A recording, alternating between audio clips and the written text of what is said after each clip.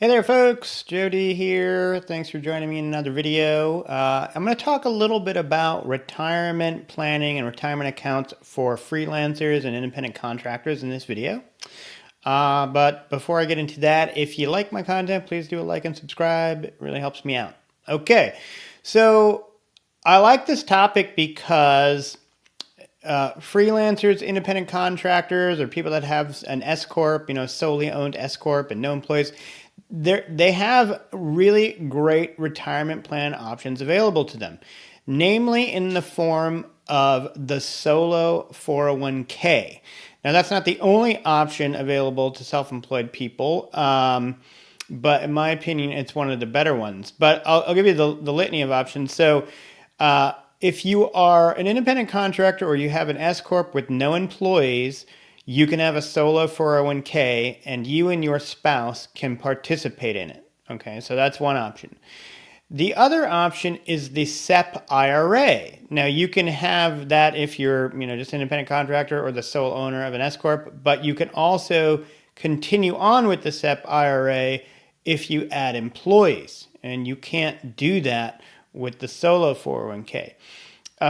Other options, though, if you don't want to create a retirement plan that is connected to your sort of operation as an independent contractor or business, you can simply get a traditional IRA or a Roth IRA as well. However, the limitations on what you can contribute to those are lower. So we'll talk mainly about the solo 401k because it's kind of my favorite. The way it works is much like a regular 401k. If you have a job, like if you're an employee at a company and they offer a 401k, what's happening there is that the company is the sponsor of this 401k plan, and you as the employee can be a participant in that. And the 401k contribution limit for you as an employee, I think for 2024 is $23,000. So you can take up to $23,000 out of your paycheck, put it in your 401k plan, and essentially get a tax deduction for that. It's basically pre-tax money. But of course, you have to put the money in the account. Now, some 401k plans also give you the option of putting the money in a after-tax Roth version of the 401k if you like, or do a combination of the both. Which you choose will depend on your financial situation and how much money you make and what tax bracket you're in and a variety of other things. But most employers offer 401k with both Roth and traditional. Now, in addition to you as the participant putting in money out of your paycheck, the company can choose to contribute to your 401k account also, either in the form of profit share or some kind of match, percentage that the company decides to do or whatever. Companies don't have to provide that. Some do because they want to make it a more competitive compensation package to attract people, or they just want to, do right by the employees. But a lot of employers do offer some kind of match or profit share through the plan.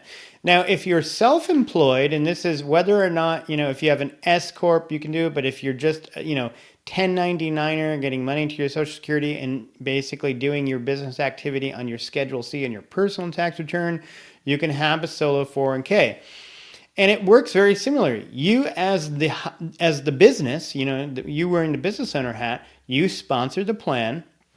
But you, as the worker of the business, the employee, you are a participant of the plan. And, we'll take the S-Corp as an example because it's most similar to the employer analogy I'm talking about. Your S-Corp creates a plan, and you are an employee of your S-Corp. You actually give yourself a W-2 paycheck. Through that paycheck process, you can put up to $23,000 of your paycheck, your W-2 paycheck, into your 401k participant account. You as the business owner or your company can also contribute to that account to the tune of 25% of your W-2 pay. So if you gave yourself $60,000 of W-2 payroll from your S-Corp, from that paycheck process, you could take 23,000 out and put it in your account, and then you as the company owner could contribute $15,000 to that account on the employee's behalf. Obviously, the employee is you. So now you have put in up to what, $38,000 of pre-tax contributions into a 401k. You can't do that just as an employee of a company. So by being self-employed and having an S-Corp, you are able to put, I think, a maximum of over $60,000 a year. But if you listen to what I just said and realize that there is a formula by which you devise the amount, in order to max it out, you would have to give yourself a much higher payroll paycheck in order to max it out. But the beauty is if you don't make that much money, and your paycheck's smaller, like $48,000, you can still put a lot into the plan. So the solo 401k gives the self-employed or self-employed business owner just a great way to put in a whole lot of pre-tax dollars into a 401k account. But you don't have to do it the same way every year. You could do none one year. You can max it out another year. So if you have a really good year and you're like, hey, I'm going to pay a lot of taxes this year and I have a lot of excess money, how can I tax plan and mitigate my tax bill? Well, I can try to max out my solo 401k. Now, if you don't have an S-Corp and you're just 1099 Schedule C, you pretty much have the same benefit available to you with the solo 401k. The way the calculation works is slightly different, but the maximum is the same, and you can have that plan.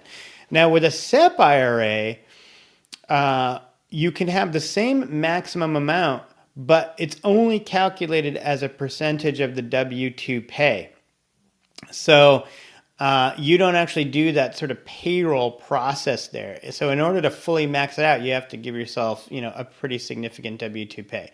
So the 401k gives you a better opportunity to put more in at a lower salary.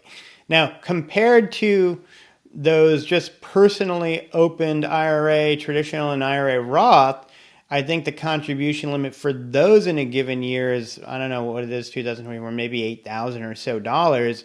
You can see that you have a greater opportunity with the solo 401k to put more away. So it can be a great savings tool, retirement tool, but also tax planning tool available to self-employed people. So it's a great thing. So check it out, and hopefully it helps you save for retirement. Talk to you later.